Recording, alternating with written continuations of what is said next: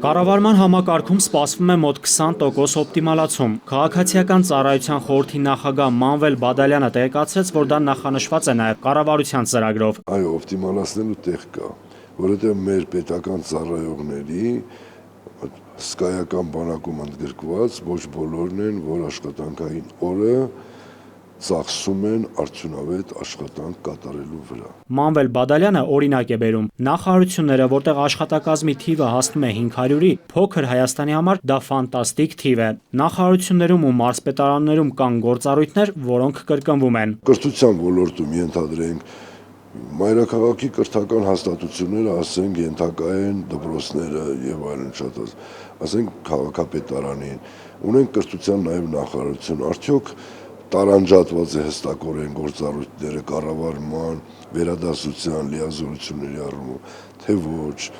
Մարզպետարաններում օրինակ այն բոլոր գործառույթները, որոնք մարզպետարաններում դրված են, արդյոք դրանք կան իրականում, թե չկան։ Մանվել Բադալյանի խոսքով ինքնանպատակ օպտիմալացումը օգուտ չի բերի։ Դրական ազդեցություն կունենան այն դեպքում, եթե գույքագրվեն բոլոր պետական կառավարման մարմինների գործառույթները, աշխատանքի ծավալը։ Բադալյանը բացատրում է, եթե համակարգում մեկ խնդիր լուծելու համար հարկավոր է 3 մարդ, ապա 4-րդը, 5-րդը կարող են նույնիսկ խանգարել։ Երբ որ մեկը տքնաջան աշխատանքով է զբաղված, ծանրաբեռնված եւ որակյալ,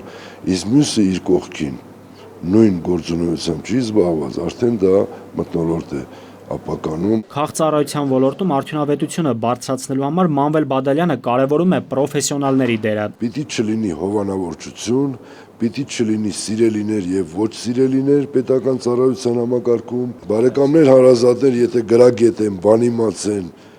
պրոֆեսիոնալ են, կարող են լինել, ոչ թե պիտի լինի, կարող են լինել։ Որակյալ հանրային ծառայությունն ու ծառայողն ըստ Մանվել Բադալյանի պետք է նաև արժանավայել վարձատրություն ստանա։ Այսօր ցավոք պետական հանրային քաղաքացիական ծառայողի վարձատրությունը համարժեք չի, ուստի